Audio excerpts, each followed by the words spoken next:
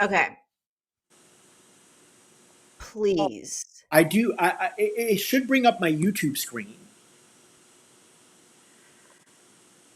So I Um, have it on low latency now. This should be interesting. do you have it on super low latency or just regular? Ultra low. Okay, so wait until people come in. I will. This is a lot of fun. I mean, if It is a nothing lot else. of fun. Oh wow, the comments are coming in hot.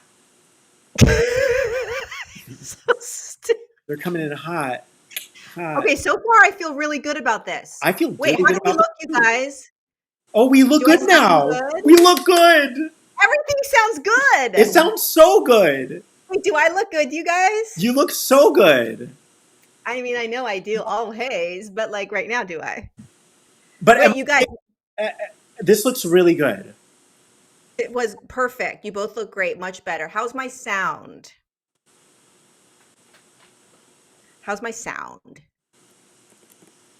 Your sound is amazing. You're not You even. both look You're not. great. You're. I can see you in real time right now. Yes, Lori, you do. You are excellent. I look beautiful. Thank you, Sunshine. You do. You Found. really do.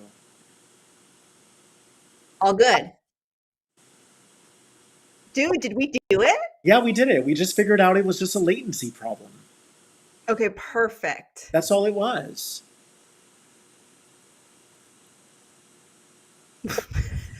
So the only thing is, I want to make sure that I can actually see the YouTube screen. I don't know if you can do that. Why not? I'm not sure. It usually opens on its own. Get on with it, Hey guys, Corinne give us said. one more minute and we'll get it started. If all goes well. Let's do this. Well, we're going to do this. We are going to do this because we are determined beings. So this automatically gets saved to YouTube or it gets saved elsewhere and we upload it to YouTube? It gets saved to YouTube. Oh, great. Okay. And I can see you very well right now. Like my lips are moving fine. Everything's looking really, really good. We look like parents, someone said. I'm not taking offense to that. I'm okay. Yes. All right. I guess we're good to go. We're just learning. We are just learning. So thank you guys for your patience and we will begin. Where should we begin, Lorie? That took us 40 minutes, but I'm proud of us. I'm very proud of us. Where should we begin? Wow. I mean, is this Well, any why don't we begin indication? with the title? Okay, go. Why did we call it Game Over?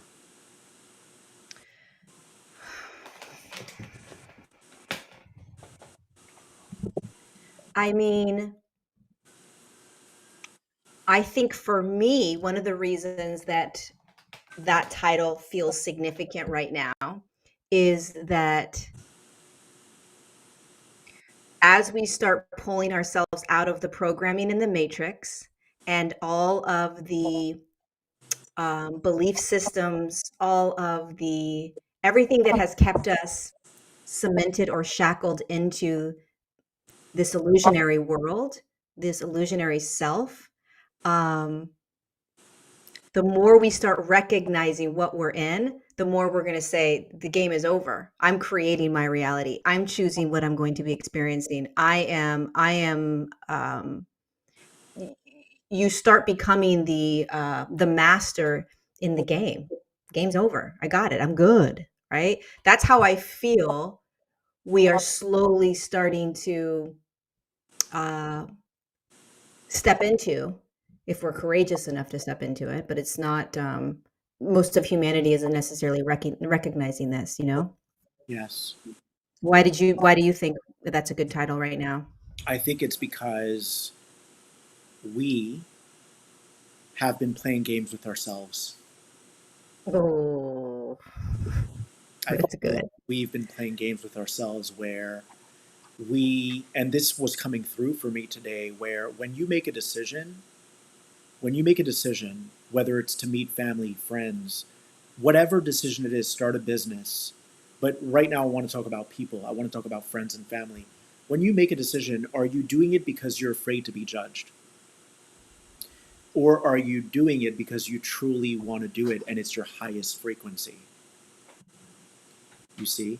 And I think a lot of us, that usually really denotes if we're coming from a place of fear and lack and limitation versus coming from a place of utter sovereignty and being in your truest of truths.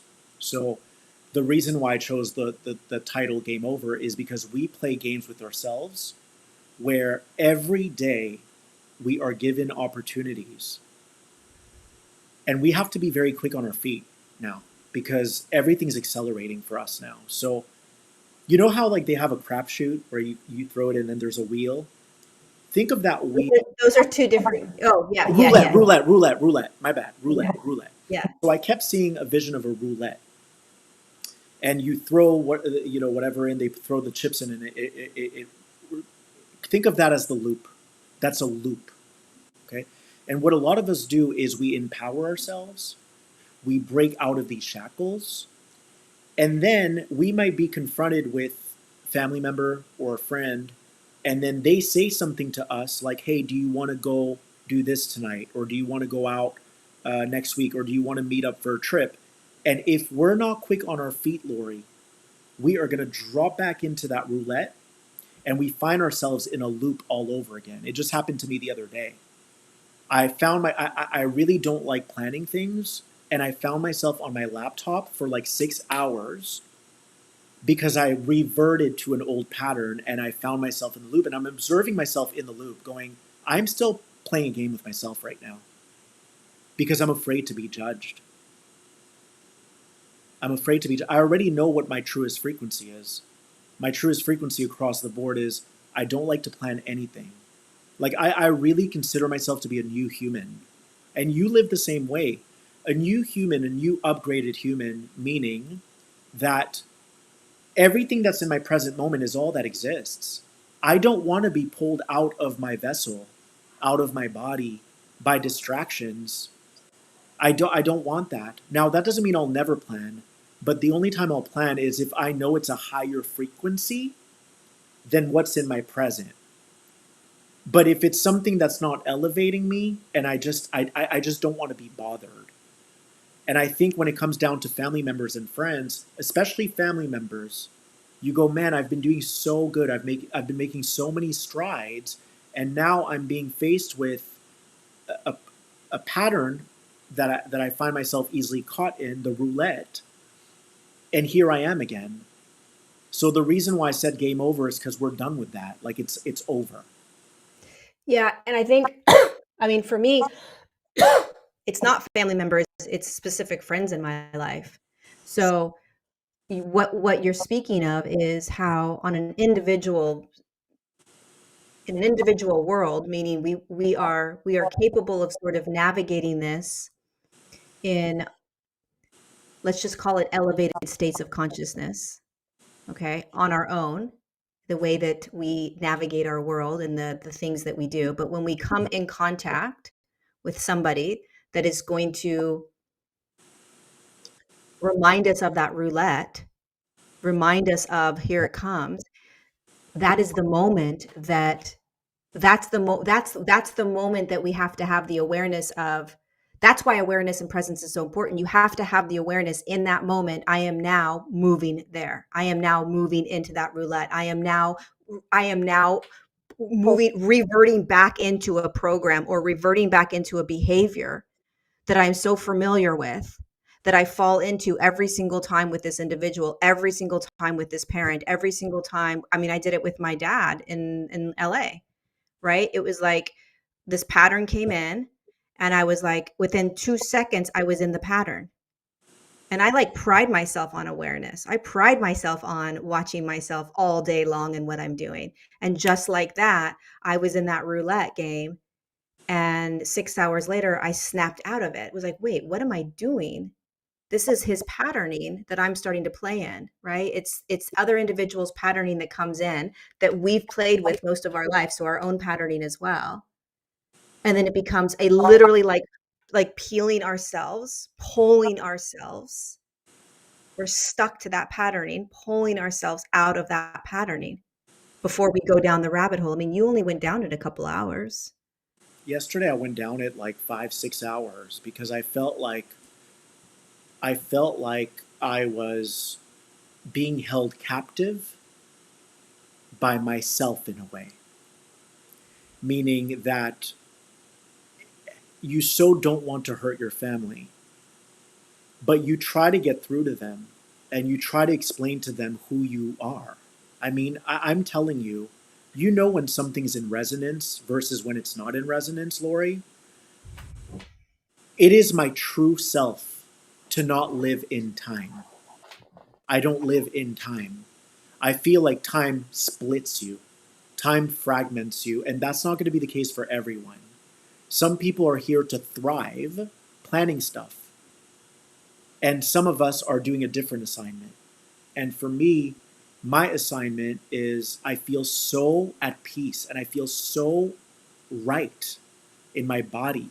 It feels like me. It feels like this frequency is not a frequency, it's me.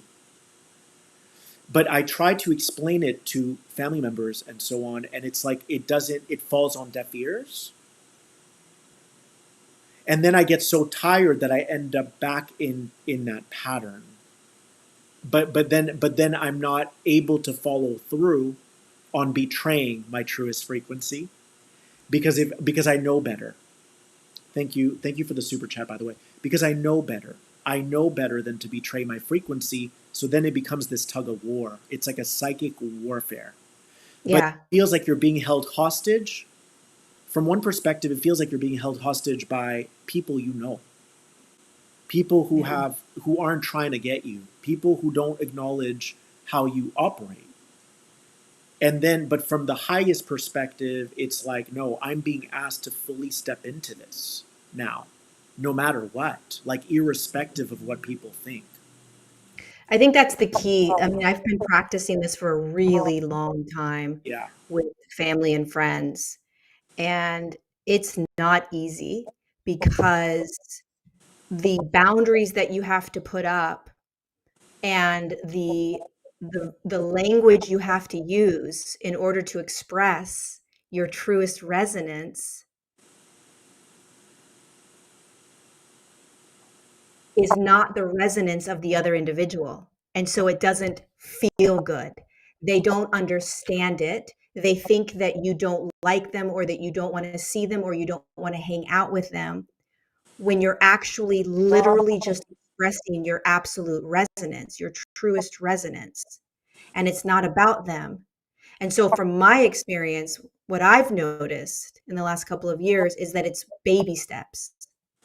Mm-hmm. It's baby steps of, I actually don't want to see you. I Mm-hmm. actually like there are people that I've had to have very firm, I will not see you physically, right? And allowing that individual to have the reaction and response, but that was what I needed. That was for my highest good. And then, a year later, that has been accepted. That has been that person has softened into that, and we're good. Everything's good, right? So it's like we're learning as we start to move into these new states of consciousness and live in ways that most humans don't live yet. There's gonna be this butting of heads, so to speak, because the frequency is off. And so we're going to get pulled. We're going to get pulled back in. And so it's this constant, wait, no, no, no, no, no, no. Because you can feel when you're off.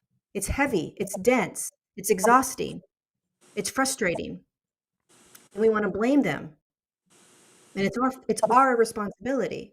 So when we say game over, the game over is no longer playing in anyone else's game.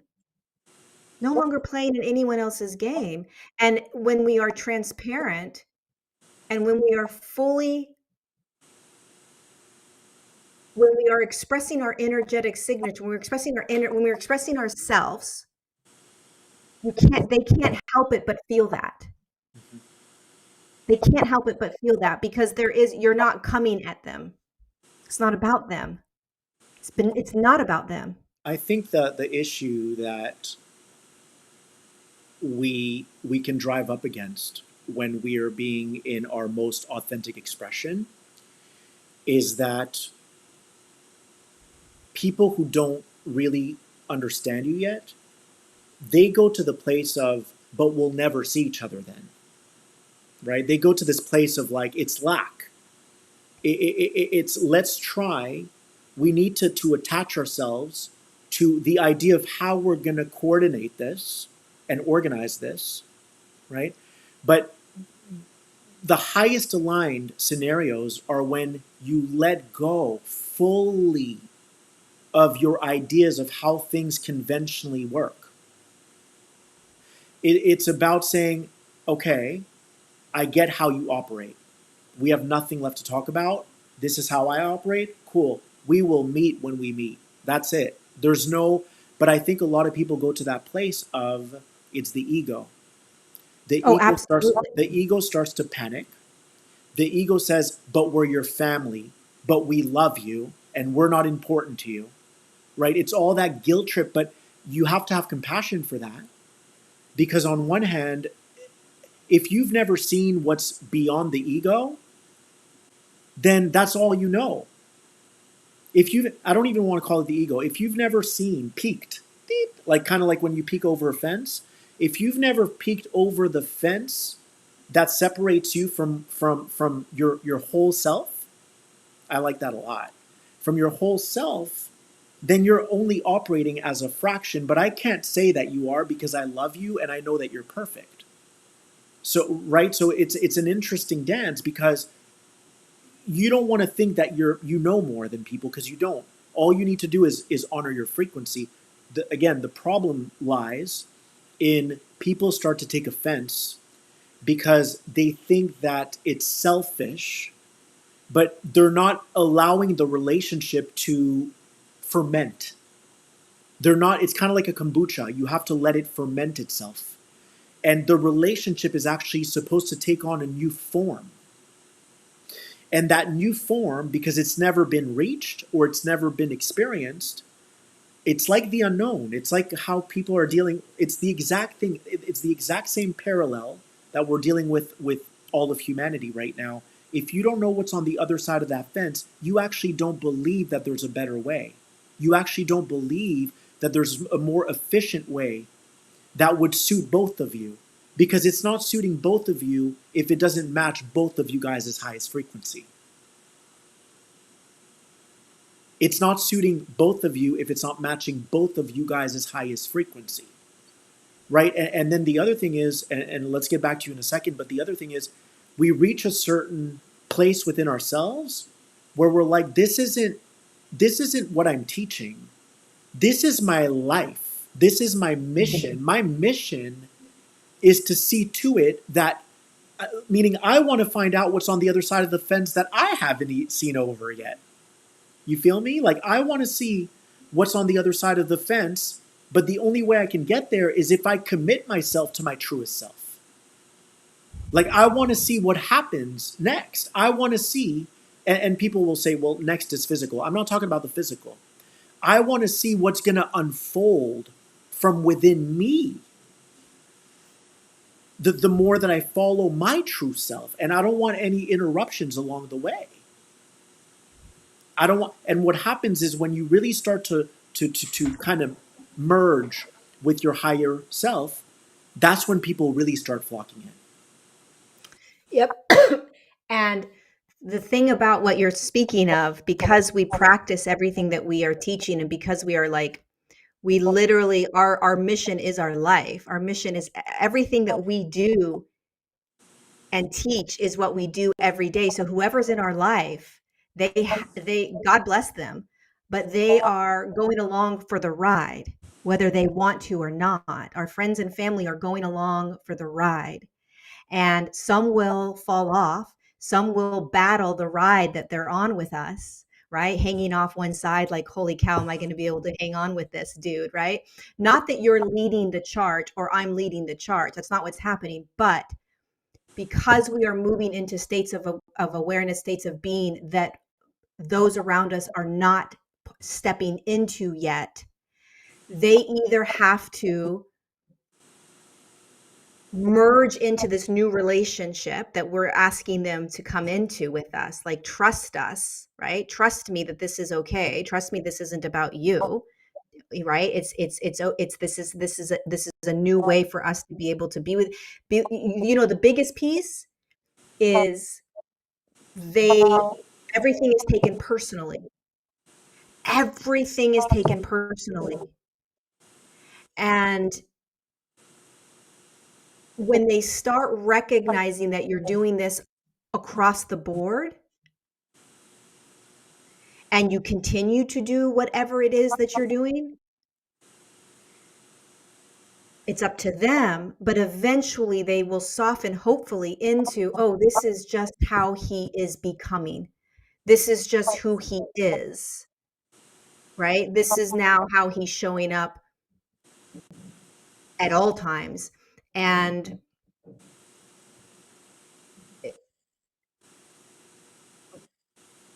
from my experience, everybody has come along. My family has come along, and my closest friends have come along. And so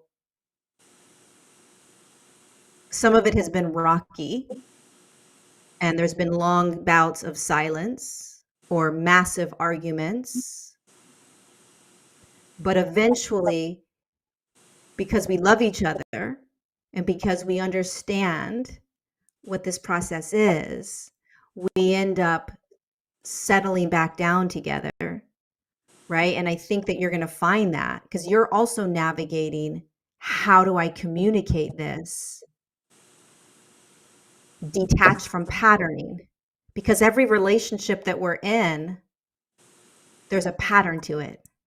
Yeah, there is. Yeah, I agree. I think that the battle with a lot of us is that we separate our work from who we are, and so what ends up happening is we we end up being our truer self at work, right? And then we make exceptions for family. The problem with that is you actually never break out of that prison. And I think there's more power in saying, this isn't my work. This is who I am. All of it. All of it. There is no separation. And I think a lot of people have their work where they really shine, like they feel powerful, but then they're not able to do that with their family. And I think that the universe has given everyone, has bestowed on everyone a gift that they then do work with, like they parlay it into their mission or their work. But then when they're with their family, they revert to old patterning, you know? And the reason why they're like, but I'm like this at work and I'm like that, because they're fighting for permission to be themselves.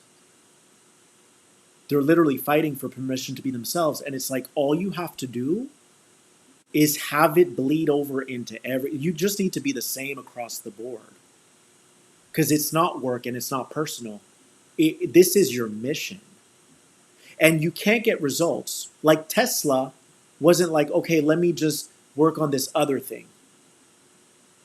I need to see this process come to completion. And I mean, I just say one more thing. yeah. Any process can't come to completion unless the truth is embodied till the end, because the truth reveals more. So for me, I had to reconfigure my entire life. Like I stopped doing sessions in advance. I stopped doing webinars in advance. I literally gave up money, and I was making shitloads of money because this meant more to me. And I had to find a way to do YouTube Live, to do Instagram Live. So it took like 2 years to like really get clean house, right? But then what happens is you start to glow more and glow and glow and glow, and now new shadow starts to appear. Yeah. Now it's gonna come up in every system. So if I don't see that process to completion, I'll never know what else was lurking in the background, what else was hiding behind a bush. I'll never know. And I'm not doing it for the external. It's about my shadow. It's about targeting my malware. and my software that's outdated that needs to go. But go ahead. It's genius because every single aspect of our life, if you think about your frequency doesn't go anywhere. Your resonance doesn't go anywhere. What, you walk into your house and your resonance is gone? Where'd it go? Meaning your who you are and how you desire to express yourself, how you want to be, what feels right to you. That doesn't go anywhere. What happens is that we are interacting and engaging in new systems, in different systems, with different people, with different contracts, right? Different programming. And so what you're saying is this process that we're going through is it doesn't just stop at my job. It doesn't just stop at my friends. It doesn't just stop. There's going to be constant, you will always be shown where you're not being in absolute resonance. You'll see it in a friendship, you'll see it in a partner, you'll see it in a coworker. It's going to constantly show up for us. And the way that you know is you feel it. You are absolutely pulled instantaneously out of that, out of you, out of who you are, where it feels best, where it feels most aligned, where you feel most free. And because you and I have such simple lives, we don't have to, our lives aren't very complex, right? So it's not as challenging, I don't think, as other people, because I imagine that other people have more, maybe not, maybe that's an assumption, but the way that we are designed to live is that in every single moment, no matter where we are, no matter who we are with, no matter what room we go into, no matter where we travel, the game is over, meaning I am always in my resonance, no matter what. I'm always in my resonance. I'm always speaking my truth. I'm always in my knowingness. I'm always following that knowingness. No matter what somebody needs or responds or reacts, no matter their program, no matter their contract, no matter their frequency, no matter any of it. That's what we're learning. That's what we are stepping into and stepping out of. Yes. And it's Because and all and it's not enough to know who you are. It's not enough. This is about embodiment. This is about, can you be who you are in this physical world within every system? It's not enough to know who you are. It's not enough to say, I'm just spending 3 hours with my family, then I'll get back to who I really am. That's not enough. So, a good question to ask again is, am I meeting up with people to clear lack? Am I meeting up with people just to get them off my back? That's usually a telltale sign that you shouldn't, you probably shouldn't meet them, because you're just feeding into your own lack. You're feeding into the very programming that, until you decide you're going to break out of, is going to keep reappearing. You can't eliminate what you don't illuminate. You cannot eliminate what you don't illuminate. So when you become the light, you actually have to illuminate everything in your physical world. You can't just say, hey, I'm going to put my light on the shelf for a minute, go visit with my family, and then I'll come back to my light. You can't do that because you haven't eliminated what's over here. Yeah, it's like all these little tentacles, these energetic tentacles that you're still connected to or that you're still attached to show your shadows like playing in all these relationships still, right? That you may or may not be aware of. And as soon as you have contact with a family member or as soon as you have contact with a friend and there's still a shadow tentacle connected, you are immediately going to be pulled out of resonance and you're going to be starting to play in that playground with them, and it's going to be a shadow aspect of you or a programmed aspect of you or an aspect of you that is not of your highest frequency. It doesn't feel like you. It feels like a program. It feels like an old version of you. It feels like, wait, why am I doing this? Why am I doing this? This is robotic. This is just what I do when I'm with my mom. This is just what I do when I'm with my whatever, right? I mean, it's these energetic tentacles that go out, and it's the more that you are aware of it, the more that you can become you. You can be you in that, and then the tentacle goes and it retracts back in. You become more whole, or you become um, less fragmented, or uh, anywhere you walk, there's less of those tentacles moving out, and pulling your energy or siphoning your energy off into some other relationship or whatever it is, you know. But what I would ask you, and this is a question for a lot of people, because a lot of people are probably thinking this, what would you say? Wait, why is there an echo right now? Like I'm hearing myself. Okay, we're good. Um, it's gone. What I want to ask you is, what would you say to someone who's not being heard by their family? Like they've tried to tell them how they live, and they're still like the family still doesn't hear that request. They just don't get it. Like it doesn't land. Do you just give up at that point and just ignore them?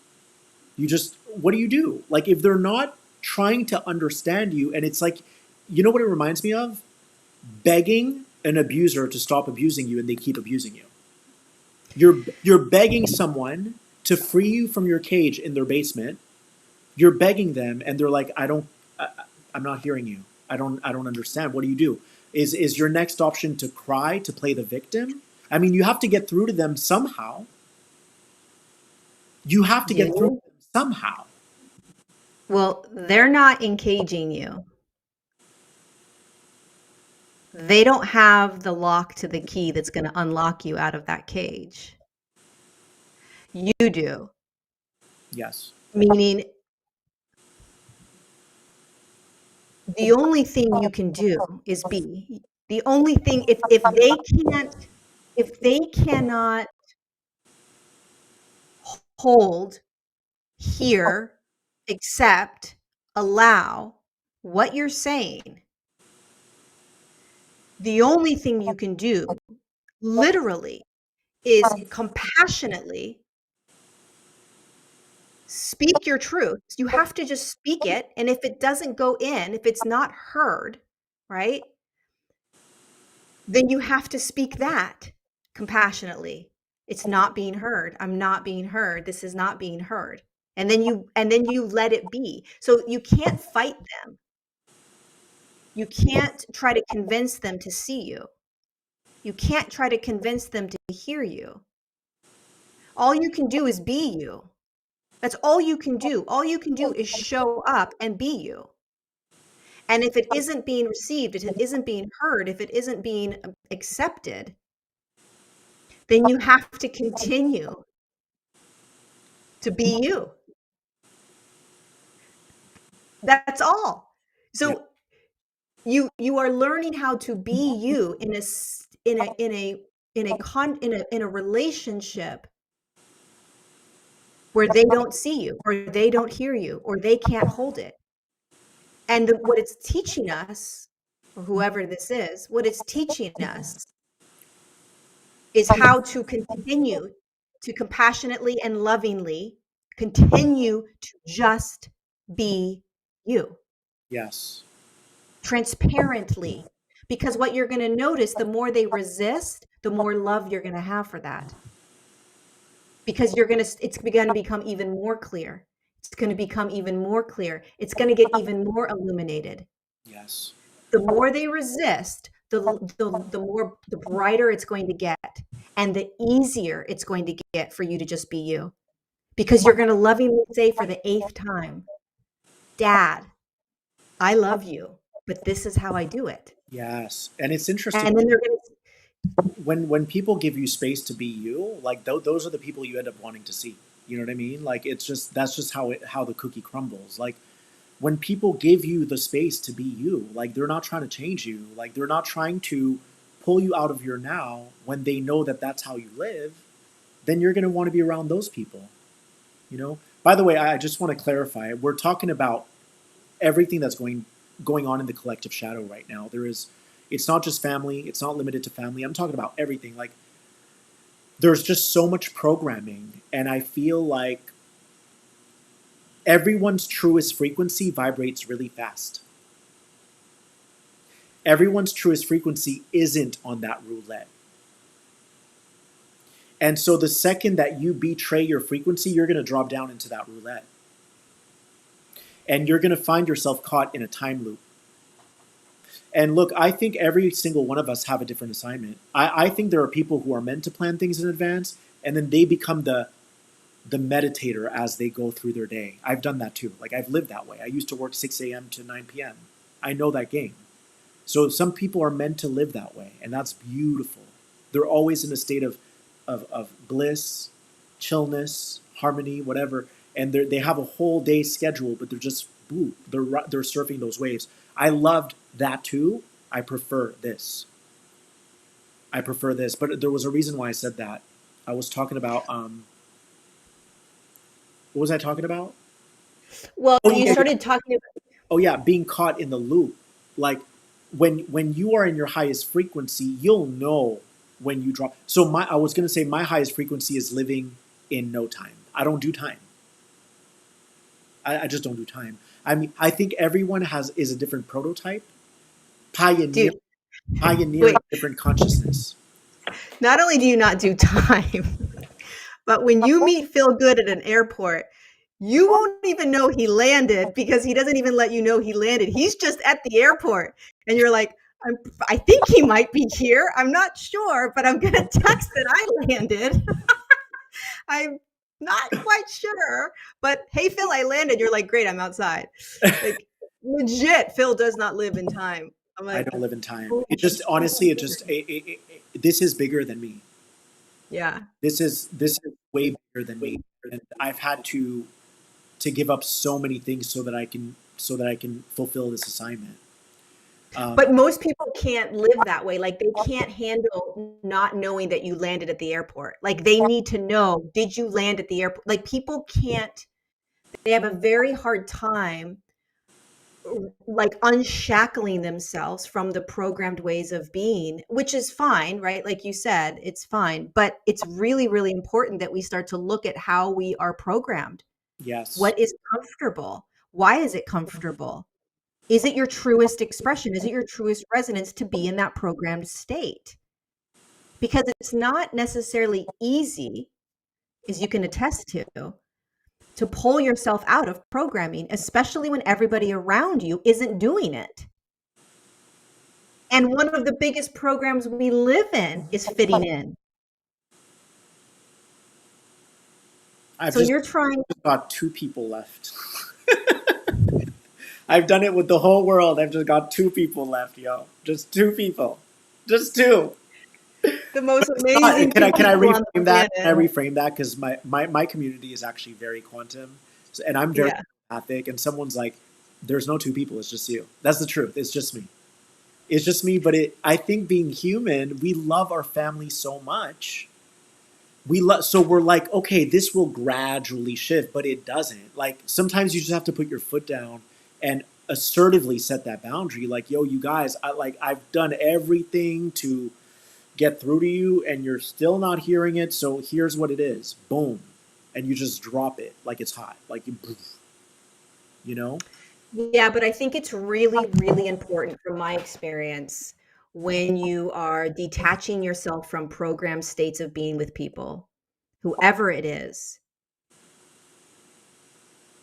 There will be moments where you are defensive. There will be moments where you want to blame them. There will be moments where I'm going to state this, it's not their fault. Oh, I know. None of it's their fault, right? But we get into this state of you've made me feel this way, or you put me in this position, or how can you not understand me? Any of that. And the greatest teachings that we receive from these individuals in our lives that are resistant to coming with us Well, is they're resistant to their not that I like to speak for people, but they're resistant to their own inner transformation. I mean, you know what? I'm going to say something also like the few people that are in my life, including my family, they don't live the same way I do. My brother doesn't live he doesn't live anywhere near what how I live, but he's capable of living with me side by side. he's capable of understanding that I'm not going to talk to him for 3 straight weeks, and he's going to be okay with that. Like, he understands that that's not personal. So they don't have to match your frequency. No way, they don't. They don't. Yeah. They just have to understand where you're moving into, where you're moving or where you're going or how you're choosing to be. And most of the time when they're resistant to it, it's their own shadow. Yeah. It's their own shadow, that's being triggered by our own sovereignty or our own freedom or whatever word you want to use. But this isn't the whole, this is global. This isn't just part relationships. This is global. All it's Think of, all programming. I've been calling. You're gonna love this metaphor. Maybe I've already told you, but I've been calling them the internal tenants. They are the tenants that are squatting in your building, and you're not being firm enough with them to get the hell up out of there. Like, there are tenants, you need to serve them an eviction notice. So think of all the program in our body as these tenants that aren't paying their rent, and you need to get them out of there. You have to send them an eviction notice. And so you actually don't. So the way it works is every single time you are presented with an opportunity to step into your truth and you don't, you're allowing those tenants to stay in the building. You're being too soft. So you're still playing a game with yourself and you're still playing in other people's shadow, which is really just your own shadow. So what we're being asked to do right now, I'm telling you, everything is shifting so fast right now, is every single thing that happens to you isn't happening by chance. It's not happening, like you like to say, haphazardly. I love that word. It is not haphazardly. happening haphazardly. It is happening. Haphazardly, Is it haphazardly? Are you sure? I think. No. Hey Google, define haphazardly. Who are you talking to? They say, in a half-assed manner, poorly or incompetently, adverb. You guys, is it haphazardly or It's haphazardly? it's haphazardly. No, it's haphazardly. You guys, what is it? Haphazardly or haphazardly? Hold up, I'm trying to get this pronounced. He just Googled his shit at his house. Hey, Google, who does that? It's haphazardly. It's not? Oh, it's Oh, you're right, haphazardly. haphazardly. Yeah. I just learned something new. Yeah. Thank you. So this stuff doesn't happen by chance. It's literally, you guys, every time the universe serves on a platter, every time the universe serves you on a silver platter, something that feels like uncomfortable, like, I don't know if I'm going to speak my truth right now, or I don't know, you need to step into it. Because if you don't step into it, you're not going to pull those roots out. You have to pull all the roots of that erroneous programming out. It's all fear based, it's all guilt based, it's all blame based, it's all shame based. You know, it's funny when you say everything's changing so quickly because, I mean, we are slow to the game, humans. It takes us a very long time to wake up out of the slumber, to start listening to our truest knowingness, to step out of relationship. I mean, there's all these things that we're slowly, like a snail's pace, doing, even though it's getting faster. We're very slow to the game. One of the things that I was tapping into tonight was, I wrote it down. Oh, it was consistent change.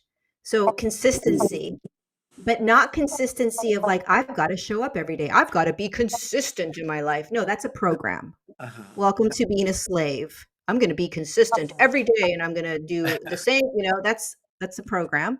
Because are you feeling that every day? No, of course not, because your energy is changing every day. But if I believe that program of consistency is what gets me to the top, that's great, except you're not listening to your truest frequency. But what I was hearing was consistently changing, so constant change. And if we can embrace that, because you and I know when we live, and I'm sure a lot of your audience, every day is different. every day is different. And so if you allow yourself to be in this constant state of change every day, all day, that's going to be your highest vibration. That's going to be your highest frequency because you're not resisting or restricting anything that arrives that may create a change. Think about that. Like, think about how often we are watching ourselves be presented with change and we like, right? We're like, oh no, oh no, nope, this doesn't feel right. Oh, this, there's a change in this. There's a change happening here. There's a change happening here in relationship, in a job, in a conversation, anything, right? And we restrict from it. It's the opposite. We should be embracing everything that we see, everything that's coming to us needs to be embraced as consistent, constant change. Yes. What's next? That's how we get through this. That's how we deprogram ourselves. Can I That's ask how we you something? follow highest resonance. Yeah. I'm really having fun. But can I ask you something? Oh What's yeah. what's the biggest program that you observe in your life? Not your program. I'm talking about what's the Mhm. biggest program that really stands out to you the most? Is it that? Is it that people don't lean into change? She's like, no, I No. got more juice. I got more juice, honey. Yeah, not even close. Not even close. I think the biggest program Okay, let's go. is that people pretend. Mm. They pretend to be, and this is subtle for those that are awakened, okay? But you pretend to be subtle ways or not so subtle ways, um, how you think you need to be perceived in order to be accepted. Mm. And it's a deep, deep, deep programming. And it's so deep that most of us might not even realize that we're doing it, like in a grocery store. What's the etiquette when you check out at a grocery store? What's the etiquette? Meaning, and that's just a small example of somebody that's awakened, right? But a lot of us put on these Garmin. false, yeah, and and you're not being true. You're lying. You're not being authentic. And we are taught this at a very young age. And it's okay, it's acceptable. And it goes back to sort of like what you said. When I go to work, I am this way. I'm polite.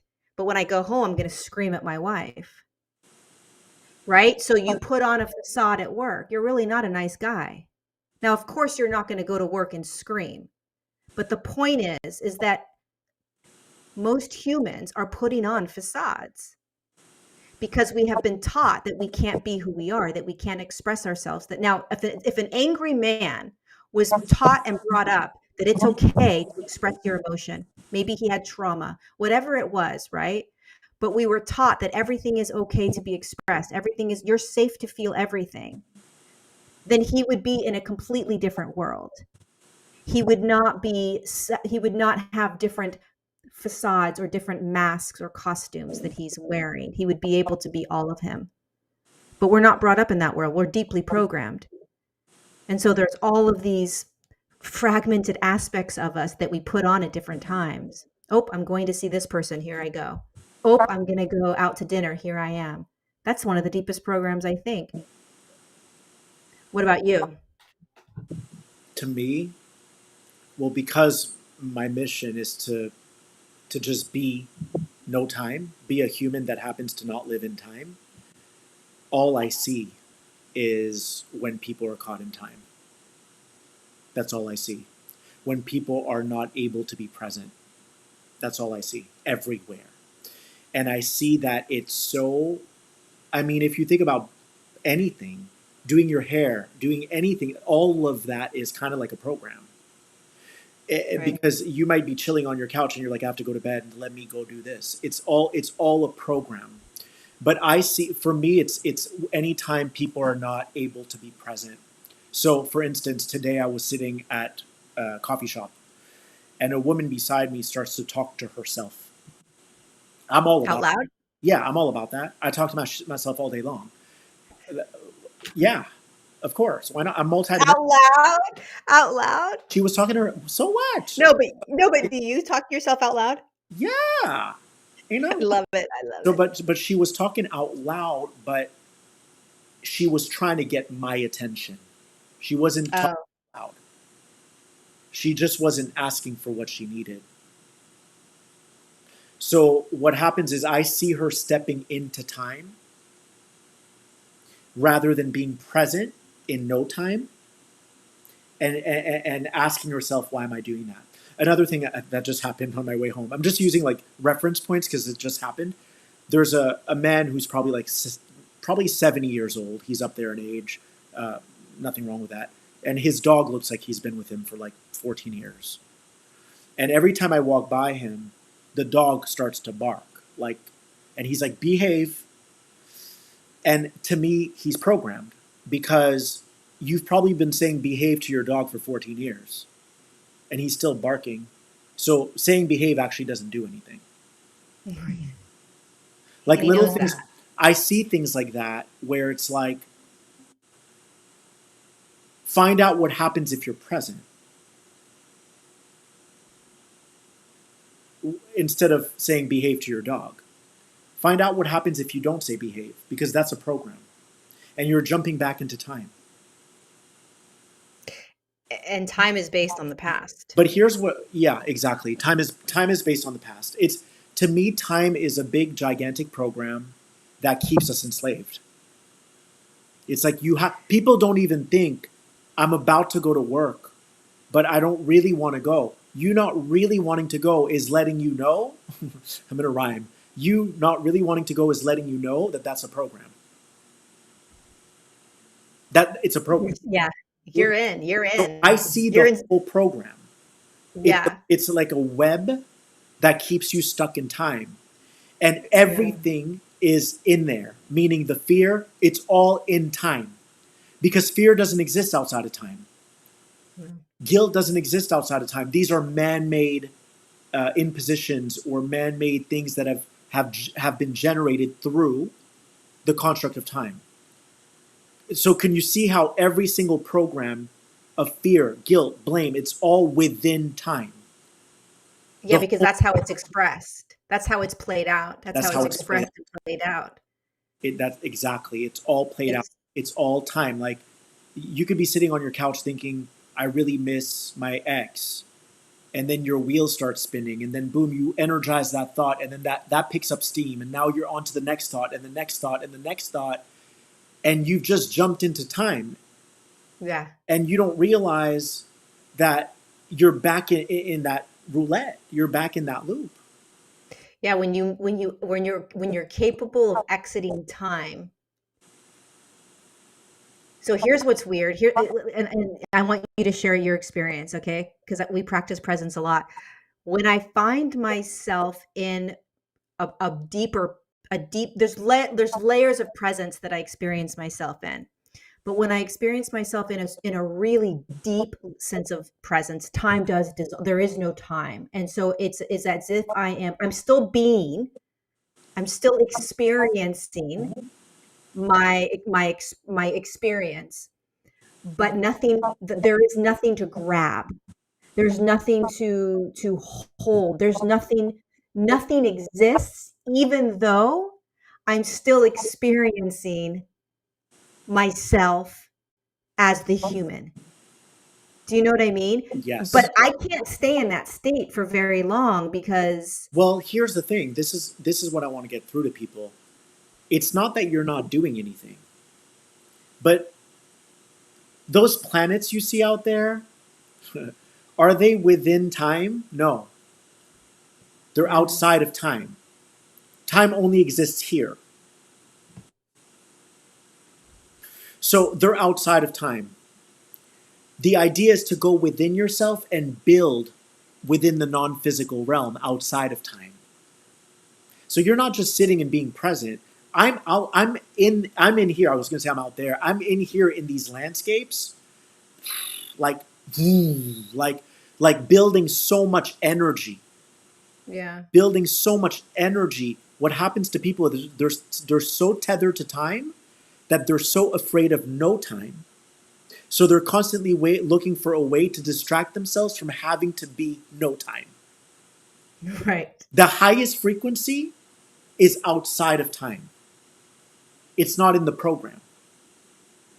So the reason why people create all these stories is so that they can stay in time because they're still in avoidance to no time. Well, and I don't even think they know how to experience no time. No, when you experience no time, you get every hint and every clue. Like if I'm in no time in a high frequency, I'll know if you want to see me or not. I don't need to keep beating that drum. I'll be able to tell. I don't think Lorie wants to see me. I'm going to back off now. A lot of people don't get the clue because they're so stuck in time that they want to keep that story alive of what your relationship used to be, disabling the relationship from becoming something new. Right. So they're caught in time, and they keep all these stories alive because they're freaking petrified of their highest frequency, which And is outside. stepping out of the patterns, stepping out of the patterning. Patterns only exist in time, Yeah. you know? Here's the other thing I wanted to share with you that's been coming through a lot for me today. Our highest frequency is so accessible now. Like I tried to play myself. That's why I call it game over. I tried to play myself this week. I was like, and I'm gonna give everyone a quick piece of advice. Do not make decisions when you just got out of bed because your frequency hasn't locked in yet. Like you need to give yourself time to stabilize and And to don't text. what is it? Don't text either. Don't have conversation. Don't like wait till you're fully in your body because when you wake up, you're not fully in your body yet. So you're on these other timelines. So you're going to make all these decisions with people and you're going to plan all these things with people. I tried to play myself this week. I was like, oh, I'm just waking up. Let me just see what's going on with this and what's that. And it backfired. And I was in a loop for 6 hours. So what I'm trying to say is you will know within no time. You will know in no time if you've betrayed your highest frequency. Because everything else is going to fall off like crust, like dead skin. It's just going to fall off. I mean, look at what happened to us today. You want to tell them? What happened to us? The video we were going to do. What video were we going to do? So we were going to do a video with a different title. Oh, well, yeah, but it still would have been the same conversation. It would have, but it wouldn't have held the same frequency because Correct. that title just fell off and we were like, we knew it was highest Right. line to go live tonight, but we Oh, that title. Okay. That say title. it. No, but I know what you mean now. I didn't know what you mean. I was so lost and confused. Yeah, so we were going to title it 1111. And I sat in meditation. So that's our plan. Our plan was 1111 something or other, right? And in full transparency, I have been stepping. The spiritual terms have been resonating less and less with me. It's been very difficult for me to remain in spiritual programming and terms. So we said 11:11 tonight. And so I sat in meditation and you did a walking meditation thing, whatever. And as soon as I sat down and closed my eyes, it was like, why 11:11? Like what, why are you 11:11 felt very boxed in. It felt very like programmed. It felt heavy. It felt Shadow. like, yeah. And shadowy, programmy. It didn't feel present. It didn't feel expansive. It didn't feel like the now. It felt like, oh, this is what you do. This is the name. This is the portal time, blah, blah, blah, regardless of what I was actually feeling. And then it was like, dude, at this point in the game, at this point, yeah, the energies feel really great right now, but every freaking day is activation time. Every day is portal time. Every day is upgrade time. And if you're not taking advantage of that and you're waiting for these, these foo-foo names to bring you into that state and to bring intentions to you, you're missing the entire point of being human, because these are all programmed spiritual programs. That's all they are. And do they have more of a power? From my experience, I could sit in meditation on 11:7 or 11:11, and it's going to be just as potent and just as powerful, And I know that like everything lines up in astrology and blah blah blah, but it still is a program. And you and I got back together, and you were like, "I'm not feeling it," and I was like, "I'm not feeling it either." It just Resonance it wise, flaked off. It flaked off. it was gone. It was gone. Like we knew we wanted to go live, but that's my point. I tried to add in the 11:11, and because things are so rapid now, there's nothing you really need to do. It's going to show itself. This is not your highest frequency, and this is applicable to everyone right now. Like things have really shifted. Big time. And so if you are not in your authentic expression, like you talked about earlier, if you're not there, you are going to suffer. But you're not going to suffer because you're going to get sick. You're going to suffer because you're still afraid to step into your truest expression. And your truest expression, here's the thing, like, you know how some people are like, but when is this going to happen for me? That's not your highest frequency. So that's why it's not happening. Like, that's not your high. And by the way, even if you kind of jump up to your highest frequency, you won't even want that thing you were asking for. You won't even want anything. You don't desire, really. You don't desire when you're in higher frequencies. You don't, meaning you don't crave things. You literally allow the universe to wow you with what's coming next. You'd want to know why? Because all those physical things are all part of the construct of time. Right. I mean, because they're all part. Everything that's material is vibrating at a lower speed where the construct of time exists. I mean, I don't know about you, but I legit have very few. I don't even think, first of all, I do not manifest. That's not what I do. I don't even create or I literally just hold a couple intentions of like my book's going to be published, my partner's coming in, but it's like a knowingness that's just it's like cemented or stamped. So I don't have to do anything. I'm not craving something or like hoping something happens. I don't hope anything happens ever in my life. I don't even know the last time I hoped for something. This is honest to God. This is how I live. Like, I know that there are stamped things in my life that are going to appear when they appear.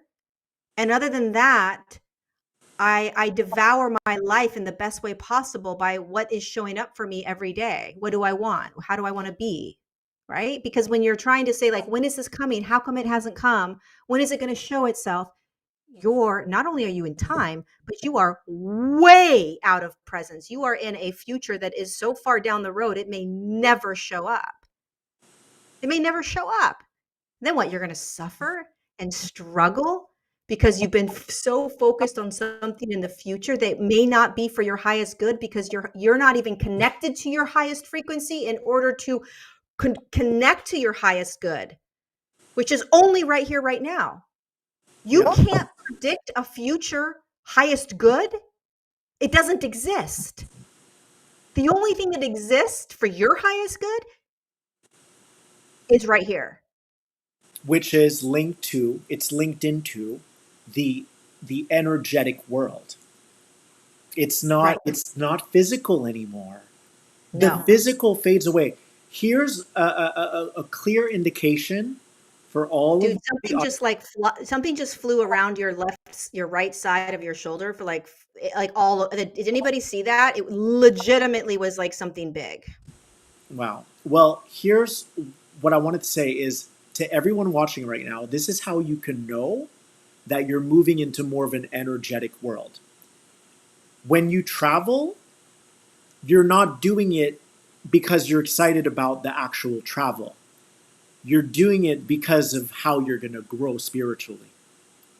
It's not about the physical things anymore. It's a conversation with the energetic world. It's a Yeah. dialogue with the inner realm. It's so beautiful. So it's not like we're not going to ever up level or up notch, like move up a notch into no world. We're going to move into an energetic world. It's not about the physical. You lose all interest in the physical. It doesn't matter. But it's a gift, but it doesn't matter because what you're really interested in is all this juice inside of you, your emotions, all of that stuff. Like you really don't care how things play out. You really don't care. No, it's about when you feel aligned, when you feel that aligned state where you're alive, you feel alive.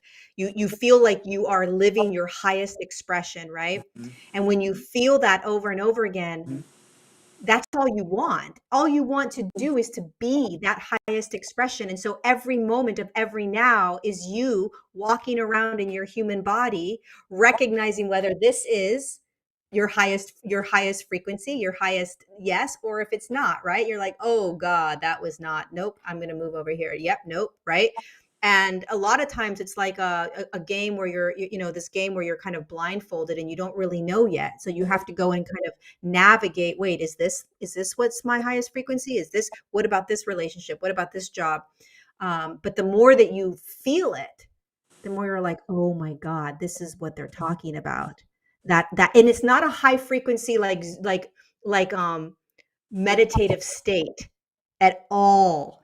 It's the opposite. It's this grounded, firm humanness, right? Where you're like, I understand all of this, and I am literally living my highest expression right now.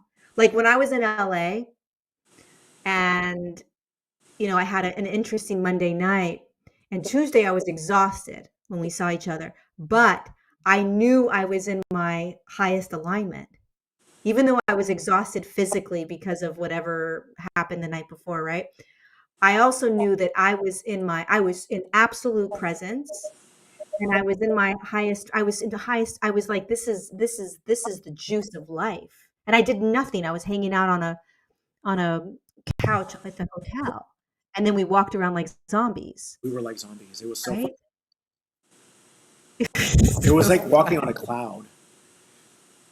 It was like there was nothing we wanted for, I just you want, know? I really want people to,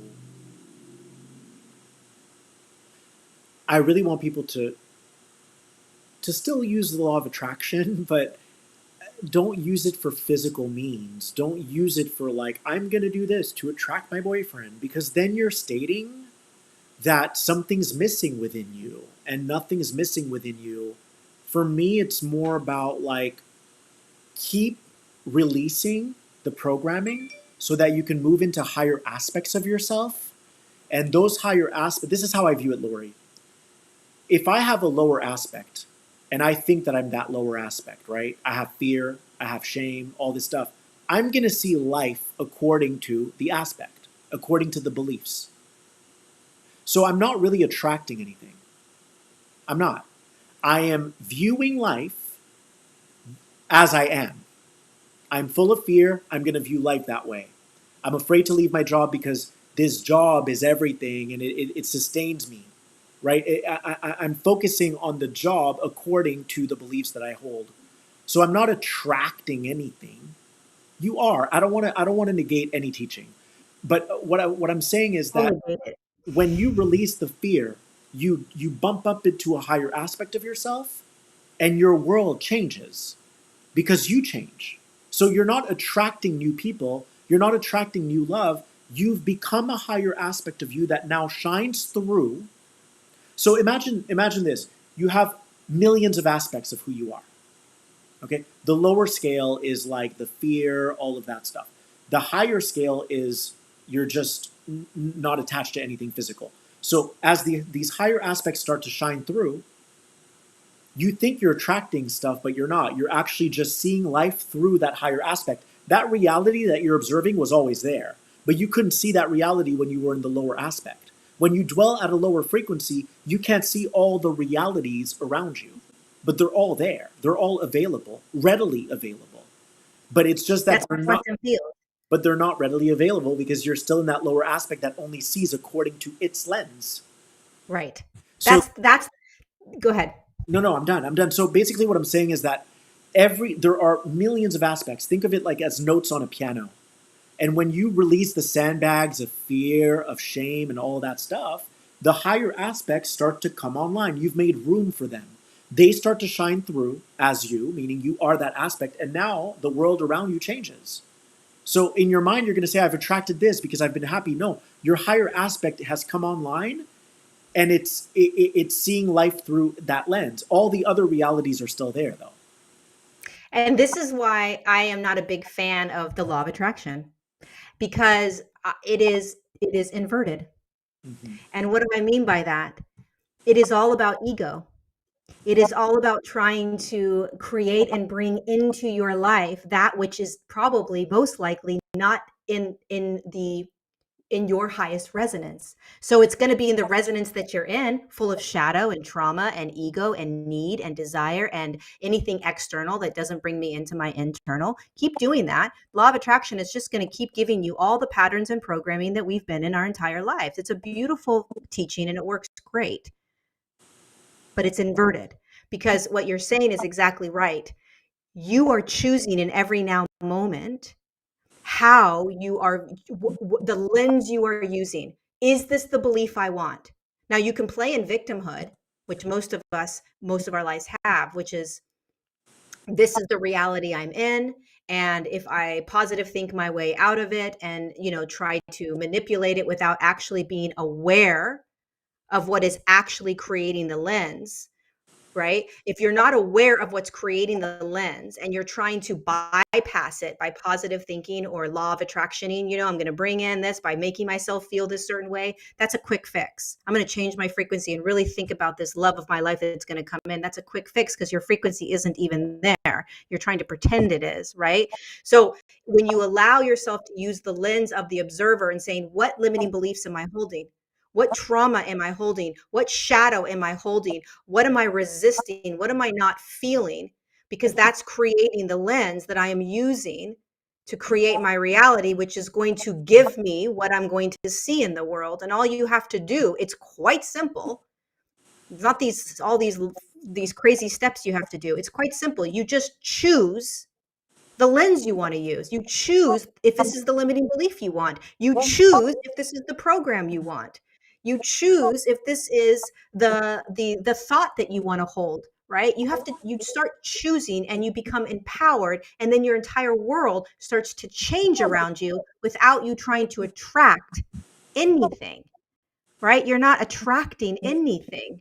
You are literally choosing your lens. Also, I mean, think about what I heard is kind of funny, but like I heard Spider-Man is Spider-Man, so he's observing the world as Spider-Man, Right. right? Like the world, Totally. he's going to see the view, he's going to see the Yeah. world as Spider-Man. Yeah. Like, how cool is that? It doesn't matter where you go, you're Spider-Man. But yeah, think about law of attraction. Like it keeps you in time as well. Oh, Of course it it's going does. to track this. It's just a matter of time now. You're right. It's very disempowering. But anyways, do you want to switch gears, or do you want to keep going, or do you want to stop? Like, where are you at? I can switch gears Okay, because talk. I could break up the whole. We could go into a vortex with that subject, so we can switch subjects. I want to talk to. I just want to thank the audience for all your donations. I don't want you guys to think I'm ignoring you. Your name actually comes on screen, so I just know I'm sending you love telepathically. And also, I want to hear from you guys. Like, are you good with keeping on going? Like, it's been about an hour and 15. How do you feel? Are you guys good to keep going? There's nothing wrong with the ego. People think that when we talk about ego or creating from ego, that there's something wrong with the ego. There's nothing wrong with the ego, and you don't get rid of the ego.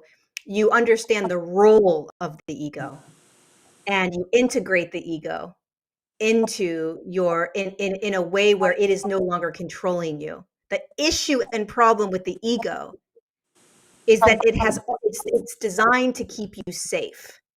And so and what happens is that when you have trauma and when you have these things happen to you at a young age where you don't feel safe in the world, the ego is going to come in and say, "Don't worry, I've got you. I'm going to make sure you're safe and that you don't feel all these things that made you feel uncomfortable." The ego believes you're not safe and sovereign. The ego makes you believe that you're not safe in your physical body. The ego doesn't understand that you are safe, that you are sovereign, that you can have everything that you want in this world, that you deserve it all. The ego's like, no, no, no. Remember last time you tried to do that and you got hurt? I'm here to protect you. So it tells you all these lies and limiting beliefs. But the ego, it's here to keep us safe. Hmm.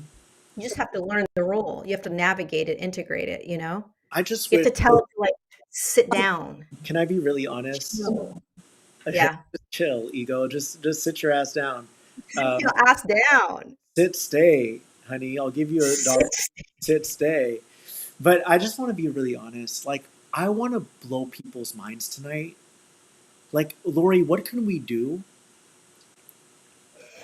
to help them like beat this game? Like, we're all beating this game. Okay. My thing is, I want to I want to explain how we do this. I'm going to start, and then you can just chime in. Okay.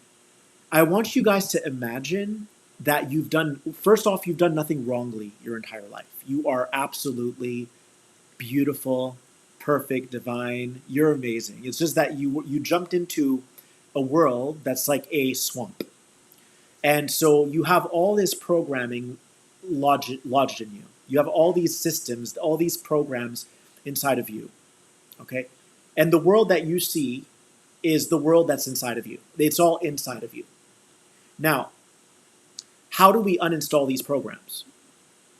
There are going to keep being things that happen to you externally. The external world, the physical world, is actually the hugest gift because it's going to bring catalysts. A catalyst is something that gives rise to something that's inside of you. It is you out there. Okay. So the catalyst is something that happens externally that comes in to bring to the surface, to push to the surface these programs that we need to uninstall. So every single time we get triggered, every single time something happens to us that we don't like, it is our chance to uproot these systems from within. The more that you move these systems out of your body, the more you become your true frequency. And when you become your true frequency, everything around you starts to change. Like it's really how it works. So what I like about this is that there's nothing you need to do. We're not saying go get a job. We're not saying go do this, go do this, go do. There's nothing you need to physically do. It's truly an internal job. What do you want to add to that? I mean, Like that's everything we teach. You realize that, right? Like everything that shows up in our world is showing us something about ourselves. Like what we're believing, what we're still co-signing on, where we're still shaking hands with a program, the enemy, right? Which is really just the part of us that's afraid to be abundant, the part of us that's afraid of being loved, the part of us that's afraid, all of that. it's all a freaking illusion. It's all a waste of time, meaning, like, the amount of efforting that we do in order to bring ourselves back to the state that we've always been at since the moment we incarnated into the physical body. is one of those, I think, universal jokes where it's like, look at all of the efforting that the human is doing in order to understand that all it takes is the ability to feel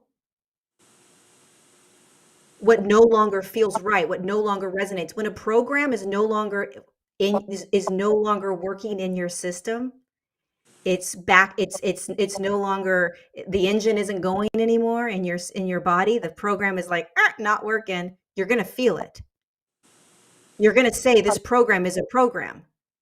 I'm gonna detach now from that program." Can You you give can't. us an example?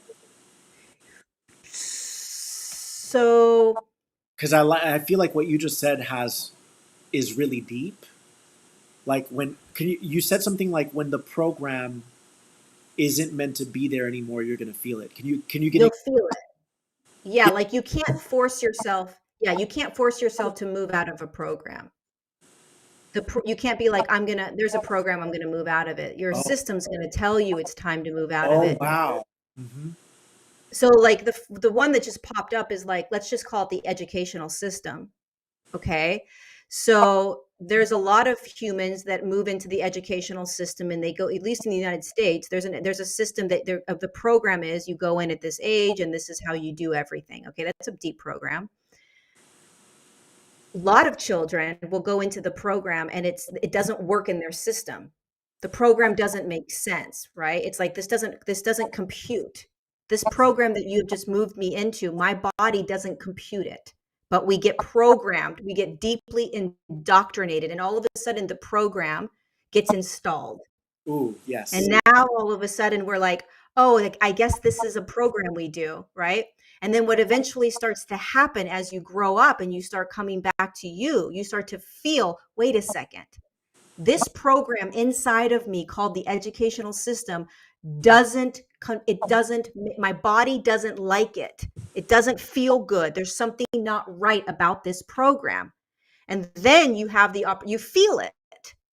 It's a knowingness. And then you say to yourself, okay, what do I need to do to step out of that program? Not go to college, burn all of my certificate, doctor, whatever that is, right? Not put my kids in the same schools, whatever that is, but you step out of that program, right? That's how we deprogram ourselves. We don't say to ourselves, I'm going to look at all these programs, figure out which programs I don't like. I don't like that one. I don't like that one. But we're still in a lot of programs because our body hasn't gotten rid of that program yet. The body is still accessing and using that program. It's a choice though, right? Because our actual state, our true state of beingness doesn't hold any programs.